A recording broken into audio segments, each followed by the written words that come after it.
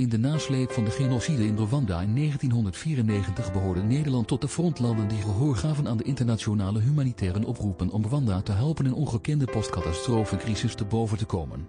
Net als veel andere internationale spelers in die tijd zette Nederland, via directe bilaterale hulp en via multilaterale steunmechanismen, enorme middelen in om Rwanda uit zijn as te laten herrijzen. Dit was de periode waarin de noodhulpprogramma's werden uitgevoerd. Het besluit van de Nederlandse regering voor een snelle humanitaire interventie verdient lof. Rwandezen hadden dringend hulp nodig nadat ze een verachtelijke genocide-nachtmerrie hadden doorgemaakt.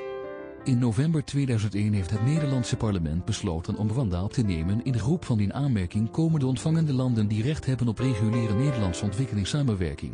Die beslissing was waarschijnlijk in wezen ingegeven door de noodzaak tot wederopbouw van vitale instellingen van een land dat tijdens de genocide de meeste van zijn belangrijke sociaal-economische infrastructuur had verloren.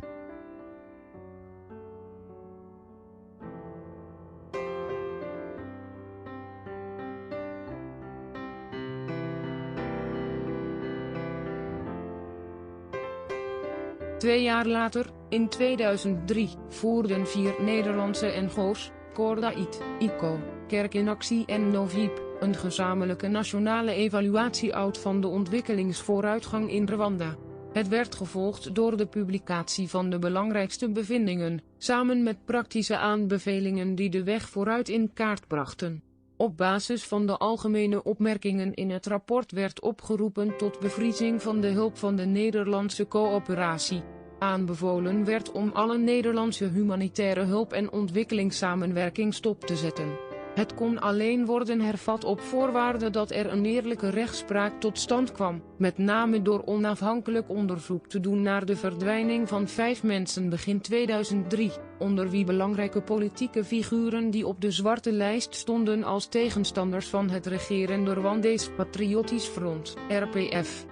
Daarnaast werd voorgesteld om de Nederlandse hulp pas vrij te geven als de Rwandese regering een geloofwaardig antwoord zou geven op beschuldigingen door een VN-team over illegale exploitatie en plundering van grondstoffen in Congo door Rwanda.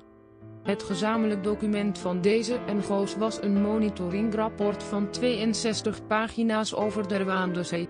Het was getiteld, "Zeg tegen onze regering dat het oké is om kritiek te krijgen." Het werd uitgebracht op 10 februari 2003 in Den Haag en brengt een uitgebreid overzicht van de evaluatiecriteria en van de aanbevelingen die moeten worden uitgevoerd om hulp mogelijk te maken in een context die bevorderlijk is voor een effectief ontwikkelingsproces.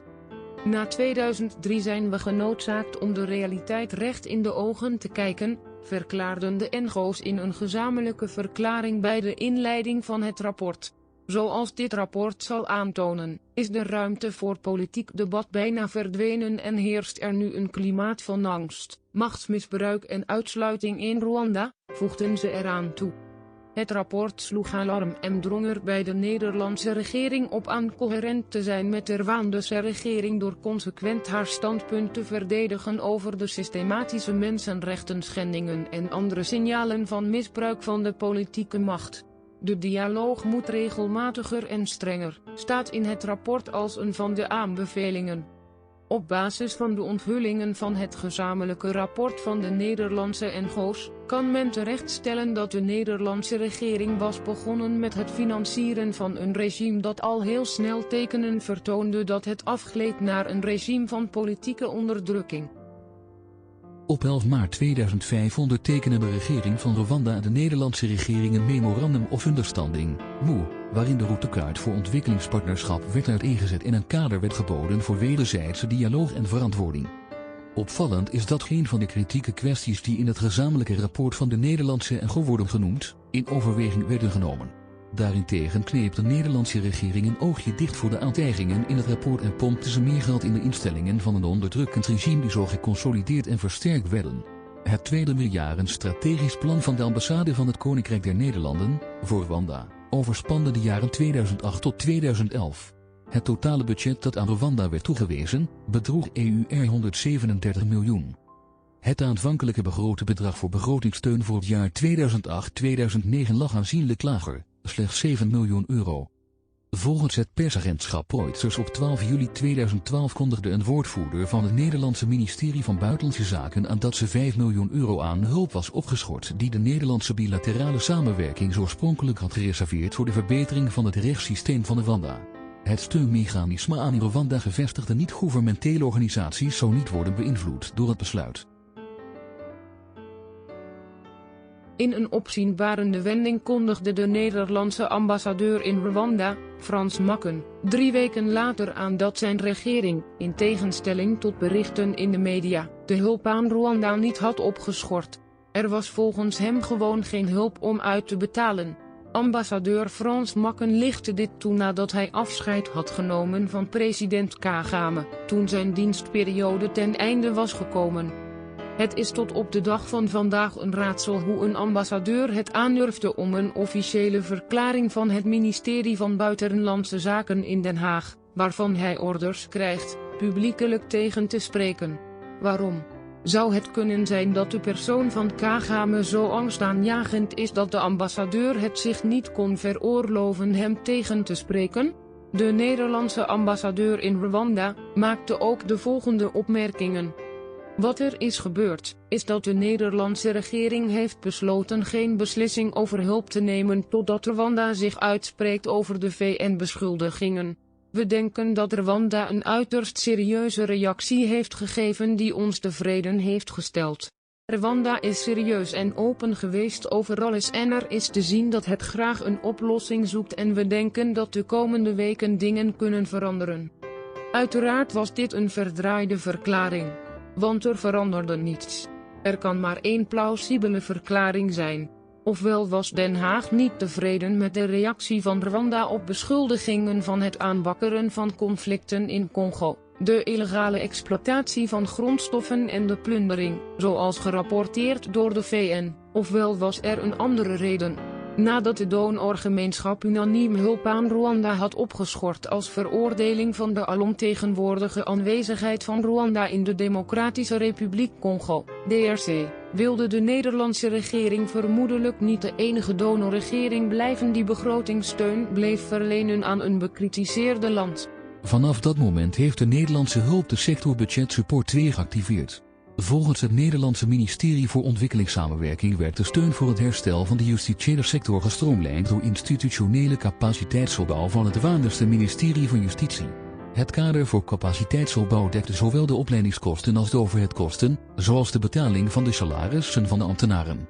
Het was een strategische actie die erop gericht was de lokale capaciteit in stand te houden en in staat te stellen effectief te concurreren met meer winstgevende economische sectoren. Een belangrijk onderdeel van het project was de versterking van de plattelandspolitie. Het werd ontworpen om de regering van Rwanda in staat te stellen de wet en orde te handhaven en straffeloosheid te bestrijden. Ook de penitentiaire sector profiteerde van een deel van de Nederlandse hulp. In dit opzicht zou een genocide fugitive tracking unit ook kunnen opereren dankzij het geld van de Nederlandse belastingbetaler. Haar rol is het opsporen van verdachten die worden beschuldigd van genocide. Ondertussen werden, tijdens de aanhoudende steun van de Nederlandse regering aan Rwanda, talrijke rapporten en jaarverslagen van internationale mensenrechtenorganisaties gepubliceerd, die allemaal ondubbelzinnig wezen op de antidemocratische praktijken en mensenrechtenschendingen die steeds meer een nieuwe norm worden in Rwanda. Onder de organisaties die alarm sloegen, bevinden zich het United Nations Office of the High Commissioner on Human Rights, Human Rights Watch, Amnesty International, Reporters Without Borders, Freedom House, Comité to Protect Journalists en vele andere. De regeringen van de donorgemeenschap zijn consequent op de hoogte gebracht van wat er in Rwanda aan de hand was.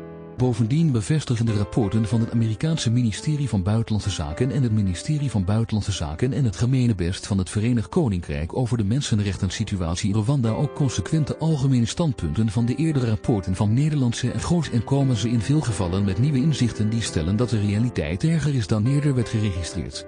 Verschillende consistente rapporten wezen unaniem op de volgende problemen. De vrijheid van meningsuiting en media is bijna onbestaande.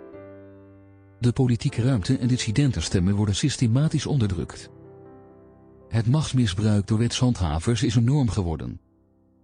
De wijdverbrede angst onder de algemene bevolking. Het gebrek aan onafhankelijkheid van de rechterlijke macht, met de systematische belemmering van het rechtssysteem door staatsorganen. In lijn met de eerdere vaststellingen is bijvoorbeeld het landenrapport dat in 2020 door het Amerikaanse ministerie van Buitenlandse Zaken is opgesteld over de toestand van de mensenrechten in Rwanda veelzeggend. Het luidt als volgt. De uitspraken in rechtszaken over genocide, veiligheids- en politiek gevoelige zaken leken vooraf bepaald. Sommige advocaten waren terughoudend om aan politiek gevoelige zaken te werken, uit angst voor intimidatie en bedreigingen door overheidsfunctionarissen, waaronder het controleren van hun communicatie. Staatsveiligheidstroepen bleven verdachten dwingen om schuld te bekennen in gevallen die met veiligheid te maken hebben. Rechters hadden de neiging om bekentenissen te aanvaarden die door middel van foltering waren verkregen ondanks protesten van beklaagden en verzuimden om onderzoek te gelasten wanneer beklaagden tijdens hun proces marteling aanhaalden. De rechterlijke macht hield soms veiligheidsgerelateerde, terrorisme en spraakmakende politieke processen in gesloten kamers. Sommige advocaten van de verdediging maakten in deze zaken melding van onregelmatigheden en kloegen aan dat rechters de neiging hadden om de rechten van de beschuldigden te negeren wanneer hoorzittingen niet openbaar werden gehouden. Sommige oppositieleiders en regeringscritici werden aangeklaagd op grond van algemene beschuldigingen van aanzetten tot genocide, ontkenning van genocide, aanzetten tot opstand of rebellie, of poging tot omverwerping van de regering. Het jaar daarvoor, in 2019, had het rapport van het Amerikaanse ministerie van Buitenlandse Zaken over de mensenrechten de volgende meedogenloze verklaring uitgebracht. Rwandese veiligheidstroepen arresteerden regelmatig willekeurig en zonder proces. De wet voorziet in het recht van personen om voor de rechtbank de rechtmatigheid van hun arrestatie of detentie aan te vechten, maar weinigen probeerden het, en er waren geen meldingen van gevangenen die erin slaagden om onmiddellijke vrijlating of compensatie voor onwettige detentie te verkrijgen.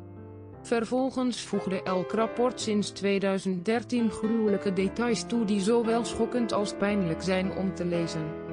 Vooral met betrekking tot beschuldigingen van oneerlijke processen met politiek gemotiveerde beschuldigingen, heeft Amnesty International deze uitgebreid gerapporteerd als onderdeel van de jaarlijkse rapporten van de organisatie sinds 2000. Databestand is beschikbaar voor publieke raadpleging. Ik zou echter niemand met een gevoelig hart aanraden om ze te lezen, want hun onthullingen zijn uiterst weerzinwekkend.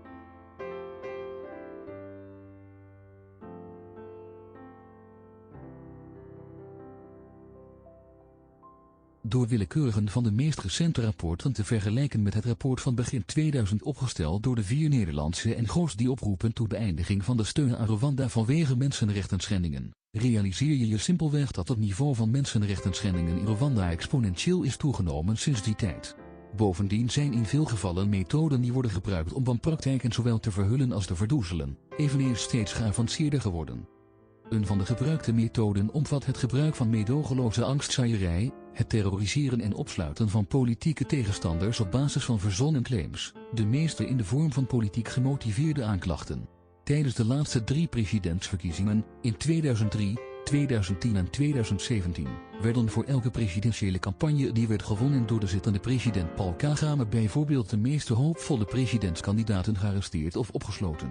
De leider van een politieke oppositiepartij werd onthoofd. De arrestatie van Dr. Theoneste IITGK in 2003, Victoire Gabriel Muhoza in 2010 en Diane Wigara in 2017 blijven de meest gedekwaardige voorbeelden van politieke repressie in de geschiedenis van Rwanda. André Kagame-Sureka werd in 2010 onthoofd.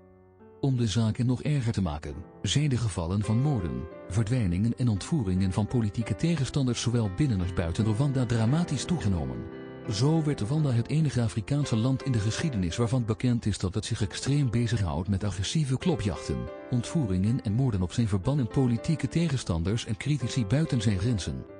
Er zijn gevallen van moorden en moordpogingen geregistreerd in Oeganda, Kenia, Zuid-Afrika, Mozambique, Kameroen, België en het Verenigd Koninkrijk.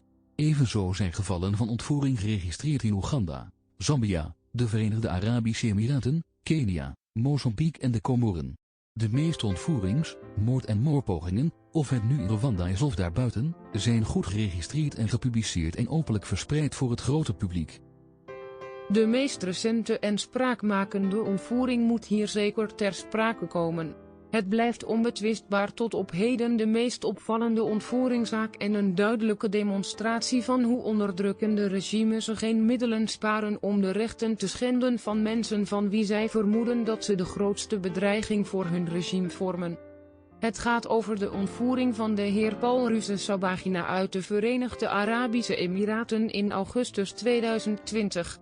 De geschiedenis zal zich de heer Rusesabagina herinneren als een mythische figuur in de geschiedenis van Rwanda die de inspiratie vormde voor de Oscar-genomineerde film Hotel Rwanda.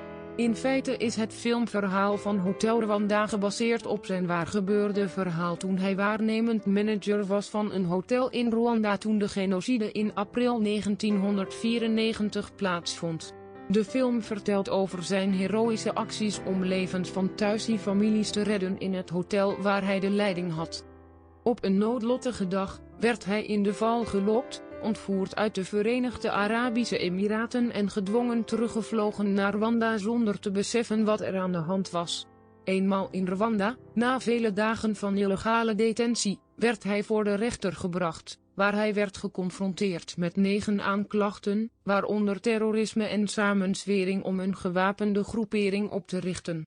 Toen de heer Paul Rusesabagina eenmaal onder Rwandese hechtenis was, haastte Paul Kagame, de president van Rwanda, zich om de heer Paul Rusesabagina publiekelijk te veroordelen, omdat hij beweerde inderdaad schuldig te zijn aan de aanklachten.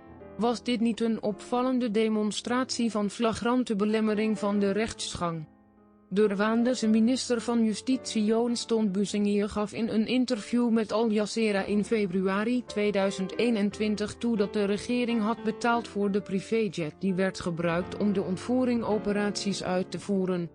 Er zij aan herinnerd dat Kigali zijn ontvoering organiseerde nadat het internationale arrestatiebevel dat tegen hem was uitgevaardigd door zowel de Belgische als de Amerikaanse autoriteiten was genegeerd. Het was afgewezen omdat het onvoldoende inhoud had en eerder een kenmerk van politieke motivatie droeg. Na een aantal gerechtelijke hoorzittingen kondigde Rusesabagina aan dat hij in de toekomst geen rechtszaken zou bijwonen, waarbij hij uitlegde dat hij geen eerlijke rechtsgang kon verwachten van de gerechtelijke procedures in Rwanda. Zijn internationale advocaten mochten niet naar Rwanda komen en de enige die binnen mocht, werd enkele dagen na zijn aankomst gedeporteerd. Op 11 februari 2021 nam het Europees Parlement een resolutie aan die door de meerderheid van de Nederlandse leden in het Europees Parlement werd onderschreven. Onder de aangenomen resolutie kunt u lezen: het Europees Parlement veroordeelt de gedwongen verdwijning, illegale uitlevering en incommunicado detentie van Paul Rusesabagina. Dringt er bij de Rwandese autoriteiten op aan te zorgen voor de scheiding van administratieve, wetgevende en rechterlijke macht, met name de onafhankelijkheid van de rechterlijke macht. Op 20 september 2021 werd de heer Paul Rusesabagina veroordeeld tot 25 jaar gevangenisstraf. In reactie op de Rwandese rechterlijke veroordeling van Rusesabagina nam het Europees Parlement op 5 oktober 2021 een nieuwe resolutie aan.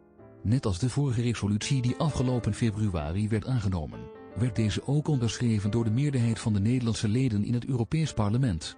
Er werden in totaal 15 punten geformuleerd om het standpunt van het Europees Parlement over de Rusesabagina-zaak samen te vatten als onderdeel van een algemene oproep aan de Rwandese regering om haar politieke ruimte en rechtssysteem te zuiveren door de fundamentele mensenrechten te garanderen. Dit zijn enkele van de geformuleerde resoluties. Het Europees Parlement veroordeelt met klem de arrestatie, illegale detentie en veroordeling van de heer Rusesabagina, die in strijd is met internationale en lokale normen. Beschouwt de zaak van Paul Rusesabagina als een onderdeel van een breder Rwandese beleid dat gericht is op het tot zwijgen brengen van personen die kritisch staan tegenover het regime. Roept op tot onmiddellijke en onvoorwaardelijke vrijlating van de heer Rusesabagina en de onmiddellijke vrijlating van de overige gewetensgevangenen. Hekelt de beperkingen van de fundamentele rechten en vrijheden door de Rwandese autoriteiten en het willekeurige gebruik van voorlopige hechtenis voor het onderdrukken van afwijkende meningen. Betreurt de algemene mensenrechtensituatie in Rwanda en in het bijzonder de gerichte vervolging van afwijkende stemmen en de sluiting van de democratische ruimte. is zeer bezorgd over het gebruik van het strafrechtssysteem op een manier die het vertrouwen in de rechterlijke macht aantast. Van de vele gevallen van beperking van de politieke ruimte en onderdrukking van critici, is een bijzonder opmerkelijke politieke casus die bovendien nauw met Nederland verbonden is, de moeite waard om met u te delen. Het gaat om mevrouw Victoire Ingabire Umuhoza, een Rwandese vrouw die in Nederland woonde voordat ze besloot alles achter te laten, inclusief haar familie, carrière en opgebouwde rijkdom, om in januari 2010 naar Rwanda terug te keren. Ze wilde betrokken te raken bij de politieke transformatie van haar land. Eenmaal in het land vervulde ze alle formaliteiten die nodig zijn voor de registratie van een politieke partij. Ze was van plan om mee te doen aan de presidentsverkiezingen van 2010. Haar dromen werden verijdeld omdat ze werd gearresteerd en gevangen gezet. In september 2012 werd mevrouw Ingabire Umuhoza tijdens haar gevangenschap door het Europees Parlement voorgedragen als begunstigde van de Sakharovprijs voor de vrijheid van denken. Ze werd later veroordeeld tot 8 jaar gevangenisstraf. Daniel Bekele, destijds directeur van Human Rights Watch Afrika, zegde het zo: de rechtbanken mogen niet voor dergelijke politieke doeleinden worden gebruikt.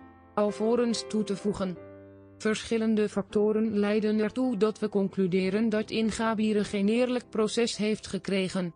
Het gaat onder meer om politiek gemotiveerde beschuldigingen, zoals genocide-ideologie, twijfels over de betrouwbaarheid van een deel van het bewijsmateriaal, openbare verklaringen van hoge regeringsfunctionarissen voor het proces over Ingabire's schuld, en bredere zorgen over het gebrek aan onafhankelijkheid van de Rwandese rechterlijke macht in gepolitiseerde zaken.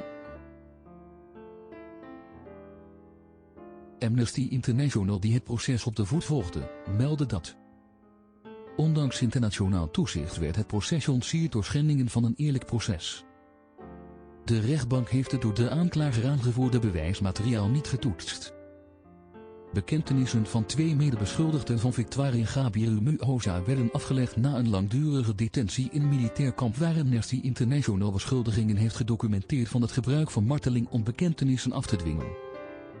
Een getuige van de verdediging beweerde dat hij samen met een van de medeverdachten in militaire detentie was gehouden en beweerde dat de bekentenis van de persoon was afgedwongen.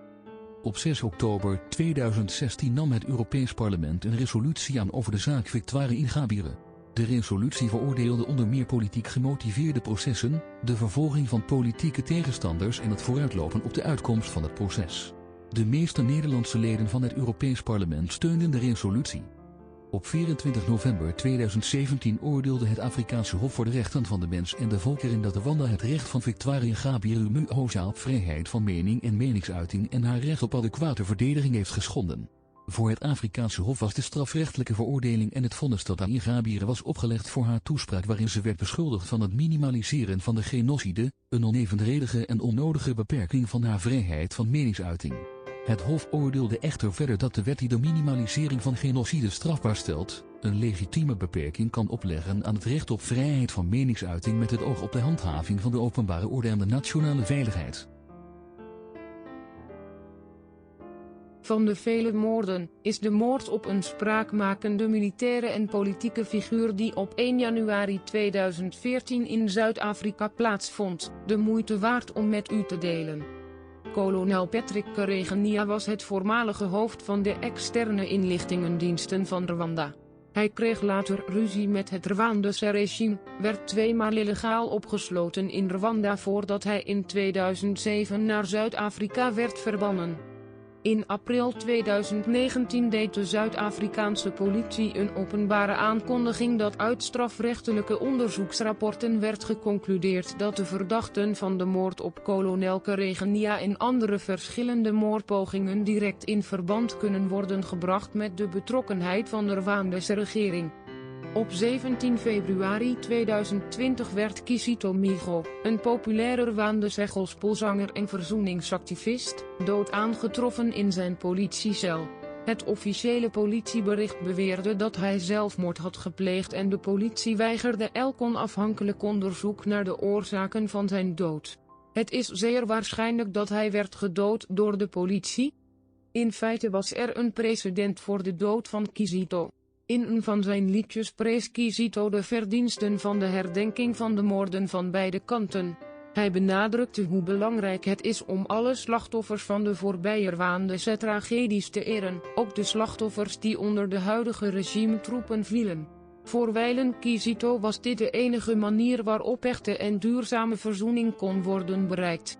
Wat nog belangrijker is, het zou helpen een omgeving te creëren waarin van het verleden kan worden geleerd, en zo voorkomen dat je opnieuw valt in de valstrikken van de duistere waandersche geschiedenis. Naar alle waarschijnlijkheid lijkt het erop dat president Kagame woedend was over het standpunt van de zanger over verzoening en herdenkingskwesties. Alleen al omdat er in Rwanda een stilzwijgende norm bestaat die verbiedt ooit te verwijzen naar moorden die door het huidige regime zijn georchestreerd. Op 25 september 2020, als eerste in de geschiedenis, werd Kizito Migo postuum een Havelprijze voor creatieve dissent ontving. Het is een internationale prijs die kunstenaars beloont die werken onder extreem beperkende voorwaarden. Al het voorgaande verhaal biedt een goed overzicht van wat men de afgelopen 20 jaar over de regering van Rwanda kan leren met betrekking tot de rechtsbedeling, de rechtsstaat, mensenrechten, vrijheid van meningsuiting en vergadering, evenals politieke ruimte. Samenvattend zijn hier de belangrijkste kenmerken van de justitiële instellingen van het land en de wetshandhavingsinstanties die zwaar werden gefinancierd voor een bedrag van miljoenen euro's door de Nederlandse belastingbetalers. Gebruik van marteling om bekentenissen af te dwingen.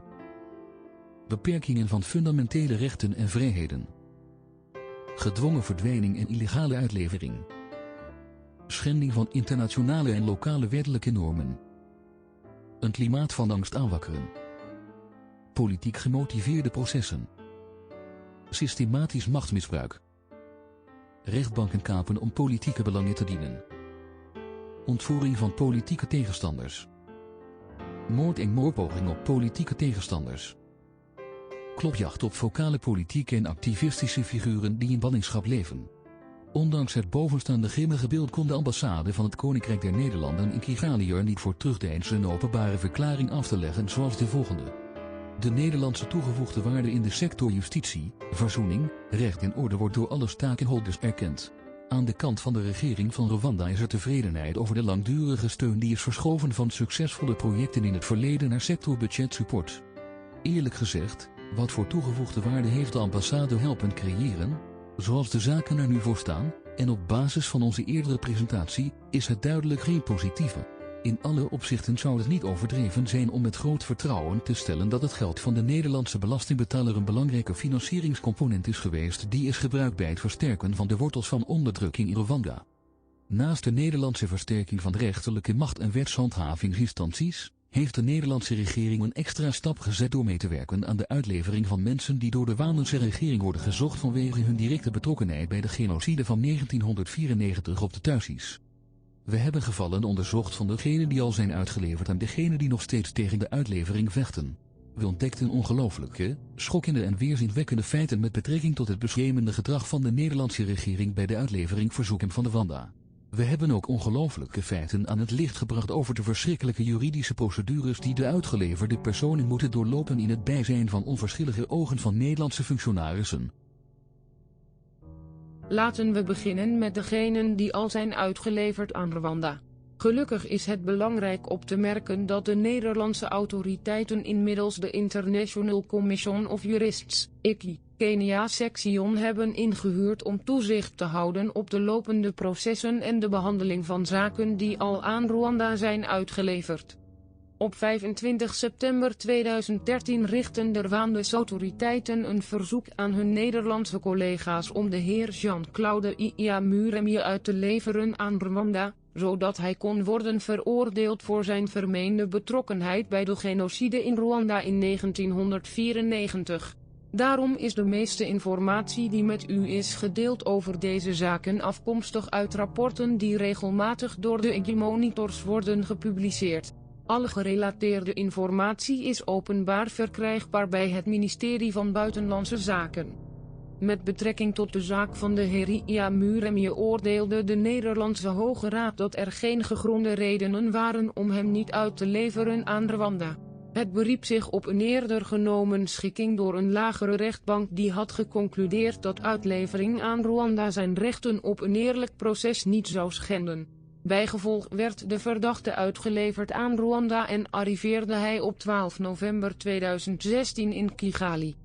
Vreemd genoeg adviseerde een raadsman die hem in Rwanda was gegeven om hem tijdens de procedure bij te staan hem voortdurend onschuldig te pleiten voor alle aanklachten. Toen de beklaagde zijn advies afwees, nam de raadsman contact op met zijn familie en probeerde hen te gebruiken om de heer Iyamuremye te overtuigen om schuldig te pleiten, zodat hij een lagere straf kon krijgen. Tegen deze achtergrond nam Iyamuremye uiteindelijk een nieuwe raadsman aan.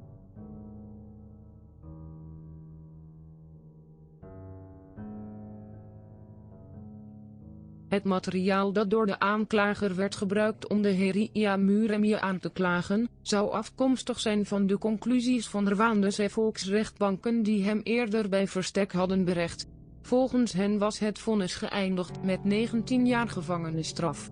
Rwandese gemeenschapsrechtbanken zijn de beruchte Rwandese Crossroads Community Courts die in Rwanda algemeen bekend staan als de Gacaca populaire rechtbanken. De gevangenisstraf van 19 jaar zou ingaan vanaf 2007. Volgens beschikbare en betrouwbare bronnen had de heer Iyamuremye bij verschillende gelegenheden verzocht om bewijs van dergelijke aanklacht. Zeker na zijn uitlevering aan Rwanda. Maar alle pogingen om ze te verkrijgen leidden tot niets. Als gevolg hiervan is de enige meest redelijke verklaring dat die records gewoon niet bestonden. Tegen deze achtergrond kan men waarschijnlijk veronderstellen dat tijdens de uitleveringshoorzitting van de heer Iyamuremye in Nederland de Rwandese justitieautoriteiten hun aanklacht baseerden op verzonnen claims, ten onrechte beweerden dat hij al 10 jaar geleden door een gemeenschapsrechtbank was veroordeeld.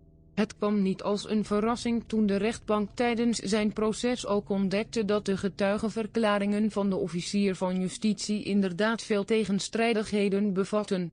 Het Hof concludeerde echter dat het gewicht van de tegenstrijdigheden in getuigenissen op geen enkele manier sterk genoeg was om te resulteren in het nietig maken en annuleren van alle getuigenissen.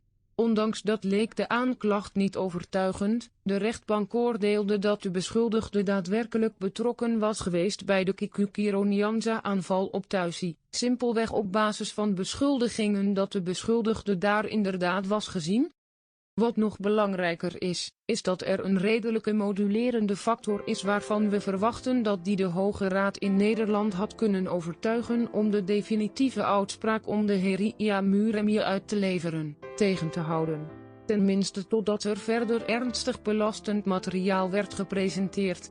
Het is het punt dat geen van de aanwezige getuigen ondubbelzinnig kan toegeven dat ze de heer Iyamuremye iemand hebben zien vermoorden in Kikukiro. Het was daarom schokkend dat de heer Iyamuremye op 30 juni 2021 werd veroordeeld tot 25 jaar gevangenisstraf. De tweede zaak betreft het proces en de uitlevering van de heer Jean-Baptiste Mushimba.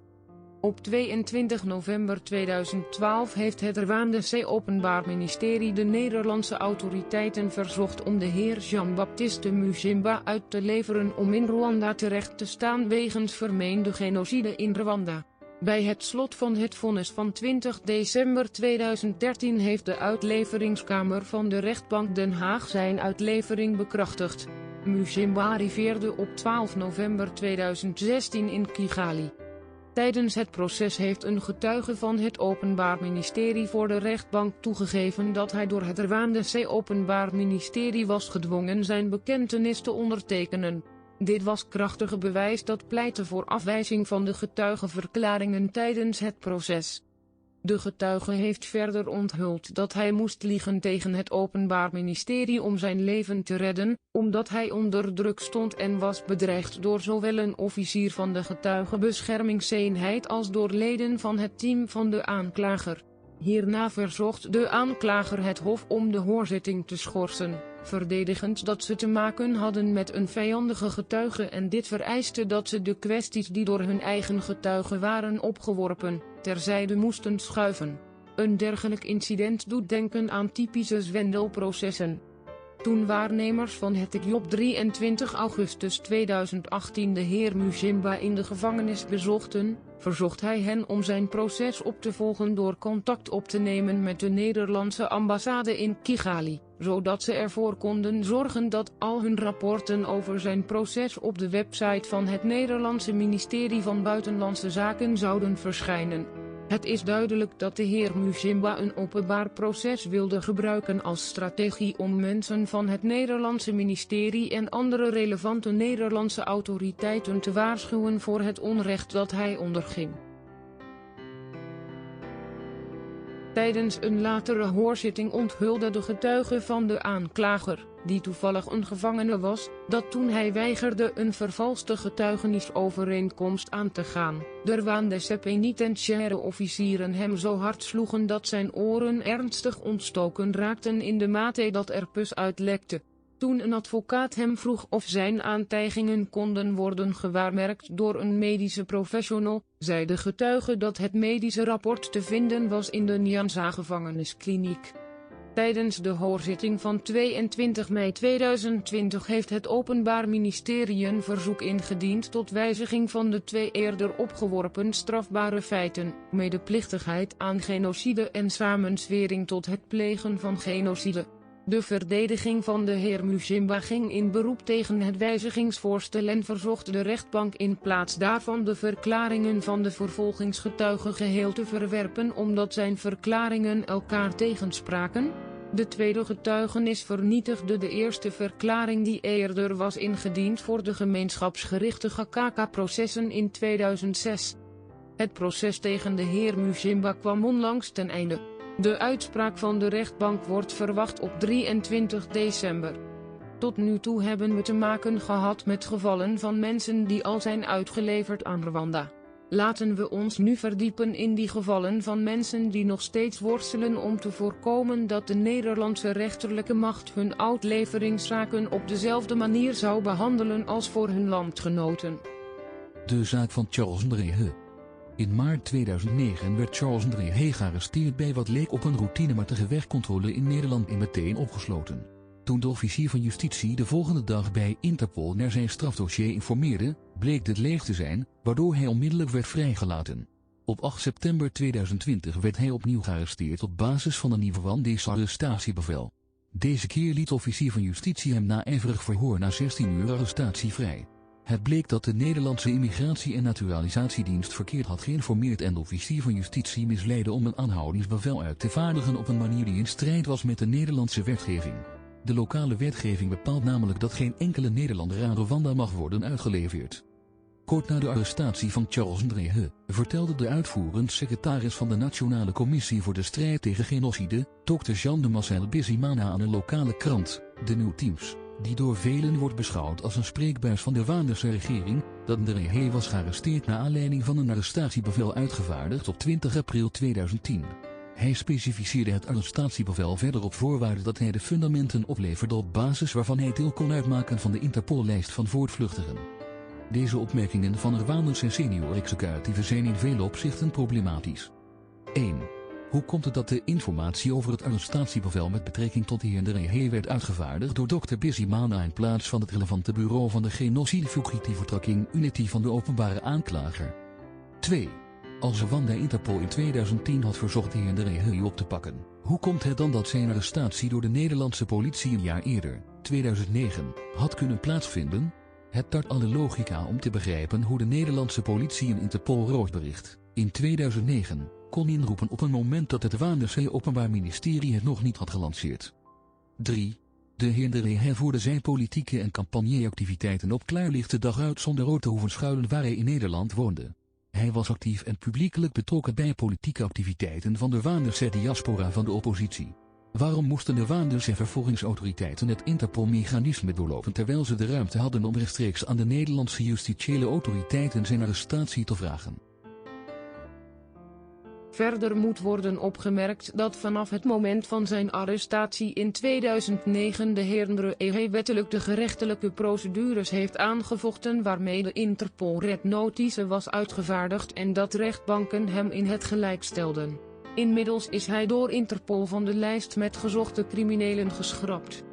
Zeer recentelijk, op 10 november 2021, berichtte Just Security. Organisatie over de groeiende bezorgdheid vanuit het Amerikaanse Congres over de steeds alarmerendere toename van transnationale repressie.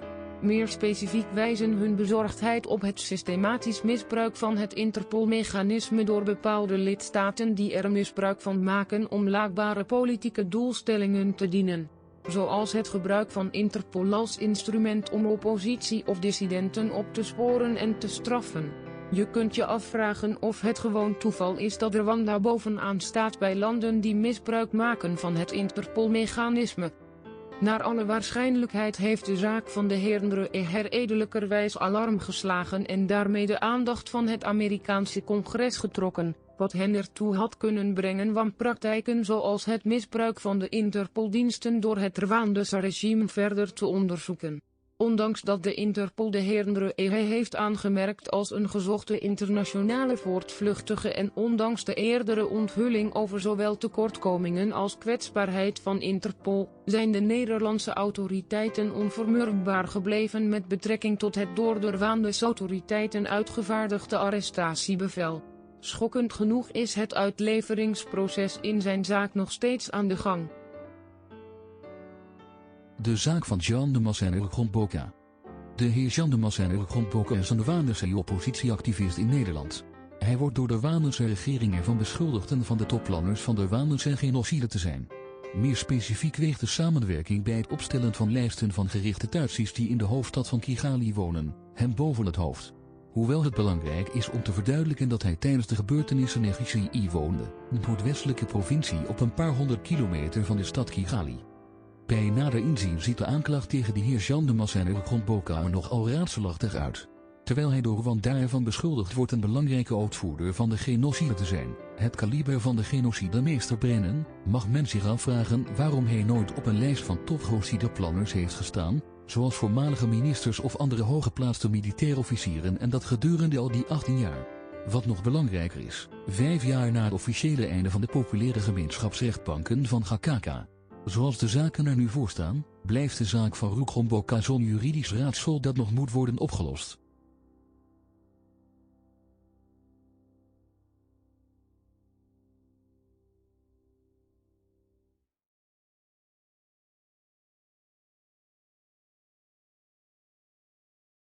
De zaak van Joseph Mugenzi. Op 14 januari 2013 heeft de Nederlandse wetshandhavingsautoriteit van de Rwandese autoriteiten juridische documenten ontvangen waarin wordt verzocht om de arrestatie en uitlevering van Joseph Mugenzi. Rwanda heeft hem aangeklaagd voor verschillende strafrechtelijke aanklachten die nauw verband houden met misdaden van genocide. De documenten die hem in staat van beschuldiging stellen, waren een maand eerder ondertekend door de toenmalige Rwandese procureur, de heer Martin Ngoga. De inhoud van de aanklachtdocumenten die zijn gebruikt om de heer Joseph Mugenzi voor de Nederlandse wet te beschuldigen, is bijzonder verbijsterend. In feite beweert de Rwandese vervolging dat de heer Mugenzi een cruciale rol heeft gespeeld bij het leiden, plannen, organiseren en uitvoeren van de genocide van 1994 in de Nyamirambo en Nyakabanda sectoren in de hoofdstad Kigali, in samenwerking met Jean-Baptiste Mujimba, die we eerder noemden en die door de Nederlandse autoriteiten aan Rwanda is uitgeleverd. Als je een diepere analyse maakt van Mugenzi's beschuldigingsmateriaal, kom je een aantal dubieuze en uiterst twijfelachtige punten tegen. Hieronder delen we de meest opvallende met u. 1. De naam van zijn ouder klopt niet. Hoe komt het dat een autoriteit de identiteit van de onderzochte persoon van zo'n belang niet nauwkeurig aanduidt? 2. De officier van justitie beweert dat de heer Mugenzi bankier was en voor de Nationale Bank werkte en als nevenactiviteit een apotheek bezat.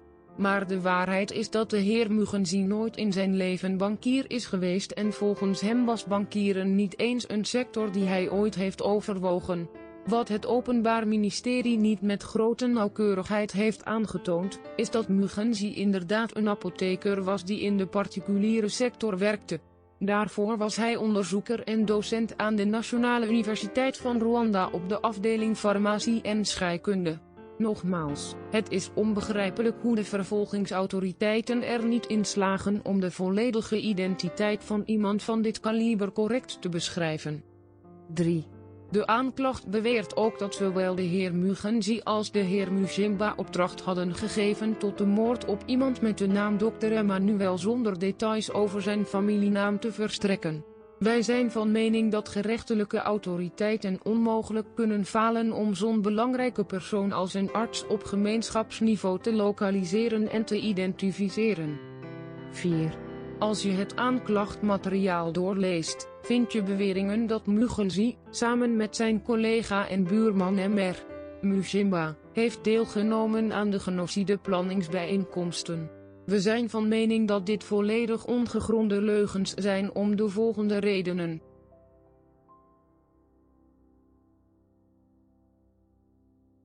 Mushimba woonde nooit in dezelfde buurt als Mugenzi. Mugenzi had Mushimba nog nooit ontmoet voordat ze elkaar voor het eerst in Nederland ontmoetten toen ze sociale activiteiten in de Waanderse gemeenschap bijwoonden. Mugenzi was nooit een collega geweest van Mushimba die bankier was bij de Nationale Bank van Rwanda, BNR. Tijdens het hele Mushimba-proces, dat onlangs in Rwanda tot een einde kwam, werd de heer Mugenzi nooit genoemd onder de mensen die aan die bijeenkomsten deelnamen. Dat brengt ons bij de raadselachtige vraag waarom het Waanderse Openbaar Ministerie de Mugenzi-zaak moest verzinnen op de manier waarop ze het deden. Het is zelfs denkbaar dat ze op het moment dat ze elementen verzonnen om hem aan te klagen, zich realiseerden dat het voor de Nederlandse autoriteiten veel interessanter en betrouwbaarder zou kunnen zijn als ze vervalste criminele elementen van Mugenzi zouden kunnen linken aan Mushimba. Daarom werd Mugenzi, net als zijn medeverdachte, de heer Mushimba, ook ten onrechte als bankier gebrandmerkt. Bovendien, om het eruit te laten zien als een natuurlijk gebeuren, hebben ze ervan gemaakt dat beide buren waren. Het prepareren van strafzaken door het Waanderse pakket is geraffineerder geworden door de eerdere ervaring en in nauwe samenwerking met de Nederlandse rechtspraak. Rwanda had geleerd dat ze elk soort goed uitgewerkt crimineel profiel konden creëren zoals ze wilden, op voorwaarde dat de vervalste misdaden er zeer ernstig, logisch en gemakkelijk verkoopbaar uitzien. Omdat ze wisten dat Nederlanders die feiten zelden in twijfel zouden trekken.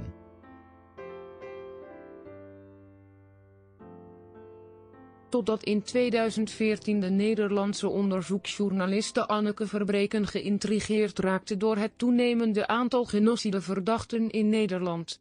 Toen besloot ze naar Rwanda te gaan voor uitgebreid veldonderzoek. Eenmaal in Rwanda ontdekte ze dat de Nederlandse ambassade in Kigali een onafhankelijke onderzoeker had ingeschakeld om de meest betrouwbare informatie over het vorige leven van Mugenzi te verzamelen, waarbij ze in het bijzonder keek naar alle mogelijke feiten die als onbetwistbaar bewijs zouden kunnen dienen voor zijn deelname aan de genocide. De Nederlandse ambassade wilde de informatie die door het Rwandese Openbaar Ministerie was verstrekt serieus gaan controleren. In een rapport dat werd ingediend bij de Nederlandse ambassade in Kigali, bevestigde de onderzoeker dat Mugenzi slechts apotheker was geweest en nooit bankier. Hij bevestigde ook dat er geen enkel bewijs was van zijn deelname aan de genocide in Rwanda. Tijdens het bestuderen van biografische informatie over zijn vermeende slachtoffers, ontdekte de onderzoeker dat er geen slachtoffers waren, maar mensen wiens leven werd gered dankzij zijn heroïsche en risicovolle acties. Om zijn conclusies te staven, ontmoette de onafhankelijke onderzoeker enkelen van hen. Onder de overlevenden is een kind, dat de heer Mugenzi had gered terwijl het meerdere levensbedreigende verwondingen had veroorzaakt door machetes. Mugenzi bracht hem naar het zuidelijke deel van Rwanda, naar het universitaire ziekenhuis van Butare waar hij zelf 6 jaar tevoren nog werkte. Mugenzi zorgde ervoor dat het kind de dringend noodzakelijke zorg en behandeling kreeg van de medische staf, waarvan de meesten voormalige collega's waren, en dat de overlevende familieleden van het kind die het dichtst bij het gebied woonden, hem spoedig zouden helpen. De eerste reactie van de Nederlandse ambassade in Kigali op dit rapport is behoorlijk gênant als je bedenkt dat het de ambassade zelf is die de opdracht ervoor had gegeven. Toen het thema al was uitgebracht, ontkende de ambassade het bestaan ervan. Maar later, op 16 mei 2014, vroeg een advocaat van Mugenzi in Nederland, de heer Jan Hoftijk, waarom dat rapport niet kon worden gebruikt als ondersteunend bewijs tijdens de Mugenzi-rechtszittingen bij de IND-afdeling van het ministerie van Justitie en Veiligheid. Dit opende de poort waardoor de IND onderzoek kon doen naar de conclusies van het zorgvuldig verzegelde rapport in de kantoren van de Nederlandse ambassade in Kigali. In een brief van 11 juni 2014 gericht aan de Immigratie- en Naturalisatiedienst schrijft het ministerie van Buitenlandse Zaken dat het onderzoeksrapport over Jozef Mugenzi niet naar Den Haag is gestuurd, omdat het onvoldoende bruikbare informatie had opgeleverd. Om deze reden is het rapport niet gedeeld door de ambassade met het ministerie van Buitenlandse Zaken in Den Haag, staat in de brief. Tot op de dag van vandaag ligt het rapport nog ergens in de bak of visielades van de Nederlandse ambassade in Kigali weggestopt en goed verzegeld.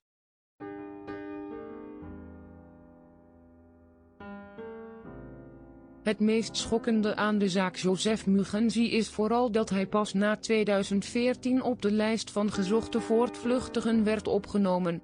Daarom is het volkomen verontrustend als je je afvraagt waarom het zo lang duurde, 20 jaar na de genocide, om een persoon aan te klagen die zogenaamd verantwoordelijk zou zijn voor zware genocide-misdrijven.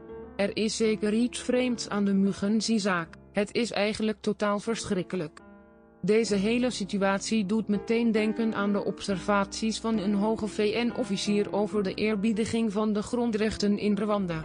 Een citaat in een rapport dat memorabel zal blijven door Maina Kiai, ooit een speciale VN-rapporteur voor het recht op vrijheid van vreedzame vergadering en vereniging, luidt als volgt: ik ben diep bezorgd over hoe het huidige regime in Rwanda een wettelijk kader heeft gecreëerd dat tot doel heeft critici het zwijgen op te leggen.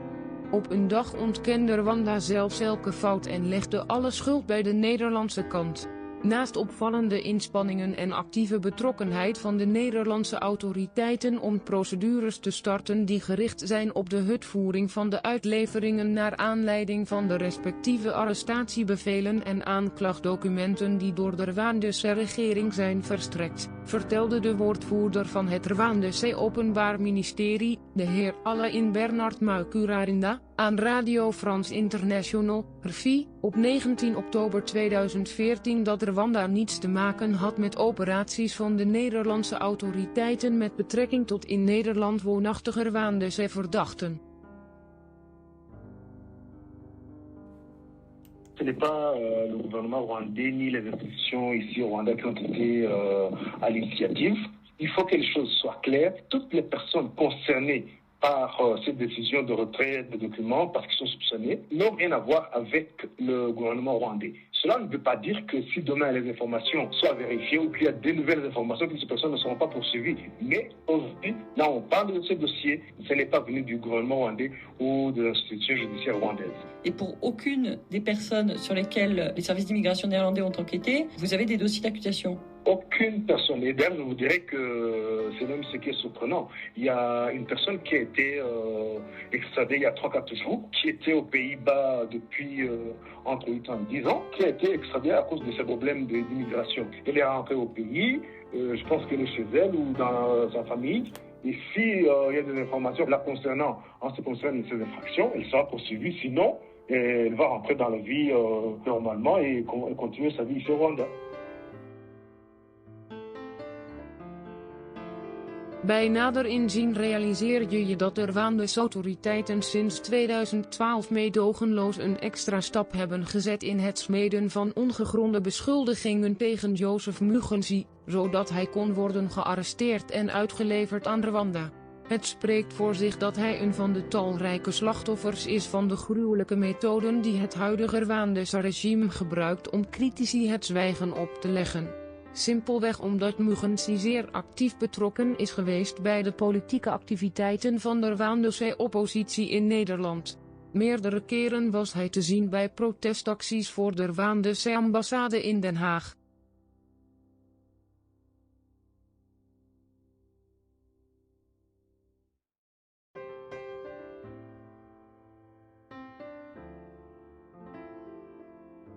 Daarnaast is er waarschijnlijk nog een andere factor die het overwegen waard is en die buiten het Nederlandse spectrum kan vallen. In mei 2011 had de Britse inlichtingendienst een moordcomplot in Londen ontdekt en verrijdeld tegen René Mugenzi, de zoon van Jozef Mugenzi. René Mugency is een zeer dynamische mensenrechtenactivist in het Verenigd Koninkrijk die bovendien een meedogenloze criticus is van het Rwandense regime. In dit verband heeft hij sinds 2004 verschillende mensenrechtenschendingen door de Rwandense regering aan de kaak gesteld. René en zijn familie werden onder speciale veiligheidsbescherming geplaatst door de Londense Metropolitan Police en Londen waarschuwde Kigali om zoiets op Britse bodem niet te durven doen. De Rwandense regering reageerde door simpelweg te zeggen dat ze René Mugency niet zouden willen vermoorden, omdat hij er niet bekend is. Daarom konden ze helemaal geen interesse in hem hebben. De toenmalige Rwandense minister van Informatie Louise Mushikiwabo zei destijds tegen Al Jazeera dat René niemand is. Niemand kent hem. Deze informatie werd verspreid door alle lokale media van de Rwandense regering. Hoe kon de woordvoerder van de Rwandense regering in 2011 de zoon van René Mugency niet associëren met vader Joseph Mugency, als de vader door hun justitie werd gezocht? Zou dit niet simpelweg kunnen betekenen dat het dossier van Joseph Mugency tegen die tijd leeg was? Sterker nog, als ze Joseph Mugency op hun radar hadden gehad op het moment dat ze het moordcomplot tegen zijn zoon in Londen ontkenden, zouden ze zeker zijn vader niet hebben nagelaten. Een typisch verhaal van het incident zou als volgt in veel Rwandense roddelbladen en propagandamedia zijn verschenen. We hebben niet geprobeerd René te vermoorden, maar zijn vader wordt gezocht als verdachte van genocide. Verrassend genoeg hebben nog de regering, nog de media een verklaring uitgegeven waarin deze verbanden worden vastgesteld. In het licht van de voorgaande ontwikkeling kan men zich afvragen of er een verband is tussen het mislukte moordcomplot op de zoon in Londen en de vervolging van de vader in Nederland.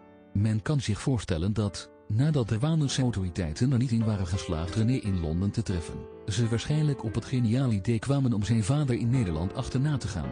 Degene die een dergelijk plan ontwierp, geloofde waarschijnlijk dat een dergelijke strategie René Mugency zou ontmoedigen, verzwakken en afschrikken om zijn mensenrechtenwerk in het Verenigd Koninkrijk verder uit te voeren, wat een bedreiging vormde voor de zowel miljoenen ponden aan steun die Rwanda ontving van de Britse regering en voor de voortdurende steun op VN en EU-niveau. En de beste strategie om zijn vader met succes te bezoedelen en neer te halen, was het gebruik van vervalste genocide-misdrijven. Een jaar na het mislukte moordcomplot in Londen was een goed uitgewerkt genocide-gerelateerd aanklachtdocument tegen Joseph Mugency verzonnen en naar Den Haag gestuurd. Als gevolg daarvan werd René Mugency vanaf 2014 ineens gebrandmerkt als met een vreemde referentiekarakterisering die meestal door de trouwe aanhangers van de Rwandense autoriteit werd gebruikt om zijn naam en rechtenactivismewerken te bezoedelen. Ze zouden hem nu de zoon van een gezochte voortvluchtige genocidair. Tegen alle verwachtingen in is de worsteling van Joseph Mugency tegen diegenen die hem met geweld aan Rwanda willen uitleveren, in Nederland nog lang niet voorbij. Naast de hierboven gerapporteerde gevallen, zijn er nog vele andere gevallen van degenen die al zijn uitgeleverd en die vechten tegen uitlevering in Nederland, die we in de toekomst met het publiek kunnen delen. Ze presenteren ook een aantal onregelmatigheden en zijn behoorlijk informatief over oneerlijke behandelingen waarmee de benoogde mensen worden geconfronteerd. Nu we op dit punt beland zijn jullie misschien gaan waarderen wat ons ertoe bracht deze film te dubben. Hoe Nederland willens en wetens het repressieve regime in Rwanda heeft versterkt. Kwetsend, omdat de Nederlandse autoriteiten accuraat en tijdig op de hoogte zijn van wat er in Rwanda gebeurt. Ze hebben toegang tot allerlei soorten rapporten, waaronder interne rapporten, rapporten over landenevaluaties, rapporten over het politieke en economische landschap van het land, evenals geloofwaardige rapporten over mensenrechten, die allemaal wijzen op incompetentie, leugens, verzwijgen, gebruik van terreur en het manipulatieve en onderdrukkende karakter van de Rwandense regering, vooral bij het gebruik van het rechtssysteem. Op basis van de eerder aangebrachte argumenten is het bijzonder jammer om te beseffen dat een deel van het geld van de Nederlandse belastingbetaler wordt gesluisd naar de financiering van kwaadaardige agenda's van een onderdrukkend regime. De aantijgingen in deze documentaire zijn allemaal openbaar beschikbaar voor raadpleging en verificatie. Bewust omdat de Nederlandse autoriteiten uit de eerste hand de kwaliteit hebben ervaren van het werk van de beroemde Nederlandse gefinancierde genocide-fugitieve Tracking Unity die arrestatiebevelen en aanklachtdocumenten voorbereidt en verzendt. Actief omdat de Nederlandse autoriteiten een duurzame financiële steun voor de lange termijn hebben gereactiveerd, vernieuwd en geïmplementeerd aan instellingen die consequent niet presteerden volgens internationaal en lokaal aanvaardbare normen. actief omdat de Nederlandse autoriteiten actief hebben meegewerkt aan een duurzaam uitleveringsplan van Rwandezen aan een rechtssysteem dat heeft bewezen een instrument van onderdrukking te zijn. Gedurende het proces zijn de Nederlandse autoriteiten hun verplichtingen niet nagekomen om degenen die op de vlucht zijn voor vervolging op grond van het VN-vluchtelingenverdrag te beschermen. Een onderdrukker versterken. Nederlandse autoriteiten deden dit door consistente financiële middelen te verstrekken om onderdrukkende instrumenten te financieren die vermomd zijn als instellingen voor justitie en wetshandhaving en door zijn critici die ten onrechte als criminelen zijn afgeschilderd, uit te leveren aan Rwanda. Dit heeft geleid tot een sfeer van angst binnen de Waanderse gemeenschap in Nederland. Elders zijn veel Rwandezen er dan ook toegebracht om volledig afstand te nemen van elke betrokkenheid bij mensenrechten en politiek gerelateerde activiteiten. Zelfs als dit op de lange termijn zou kunnen bijdragen aan het opbouwen van gezonde gemeenschappen. Op indirecte wijze hebben de Nederlandse autoriteiten bijgedragen aan het verwezenlijken van de wens van een onderdrukkende Rwandese regime om alle kritische stemmen van de oppositie die in Nederland wonen de mond te snoeren. Voor zover Rwanda zich niet houdt aan internationaal aanvaarde democratische bestuursnormen, zoals het respecteren van de mensenrechten en het toestaan van onafhankelijke justitiële instellingen, dient Nederland te stoppen met het steunen van niet-presterende sectoren zoals de rechterlijke macht en de rechtshandhavingssector. Omdat de verleende steun onder meer wordt gebruikt om onschuldige mensen uit te leveren door middel van valse beschuldigingen die de Waanderse overheid gebruikt om de Nederlandse autoriteiten te misleiden? De Nederlandse autoriteiten moeten schoon schip maken en stoppen met het misleiden van hun mensen en de wereld. Ze zouden onmiddellijk het proces moeten starten om artikel 1 van de grondwet te wijzigen, waarin staat: allen die in Nederland zijn, worden gelijk behandeld in gelijke gevallen. Discriminatie op grond van godsdienst, levensovertuiging, politieke gezindheid, ras, geslacht of welke andere grond dan ook is niet toegestaan. Dit moet dan worden: iedereen die in Nederland is, behalve Rwandezen met een arrestatiebevel uit Kigali, wordt in gelijke gevallen gelijk behandeld. Discriminatie op grond van godsdienst, levensovertuiging, politieke gezindheid, ras, geslacht of welke andere grond dan ook is niet toegestaan. Met onthullingen in deze film hopen we enig licht te hebben geworpen op wat er in de schaduw van de Nederlandse regeringen speelt met betrekking tot de samenwerking met de Rwandense justitiële autoriteiten. Wij zullen zitten en observeren, de Nederlandse belastingbetaler moet zitten en observeren, de wereld is uitgenodigd om te kijken welke weg de Nederlandse autoriteiten uiteindelijk zullen kiezen. Naar onze mening hoeft het geen moeilijke beslissing te zijn omdat mensen in hogere besluitvormingsposities niet volledig onwetend zijn over wat hier op het spel staat. In feite stond in een van de rapporten van de Nederlandse ambassade in Rwanda, over de belangrijkste aandachtspunten, al het volgende. Beperkingen op vrijheid van meningsuiting en politieke ruimte is de zwakke plek binnen een al geheel effectieve regering. Dit is een gepolijste definitie van een onderdrukkend regime.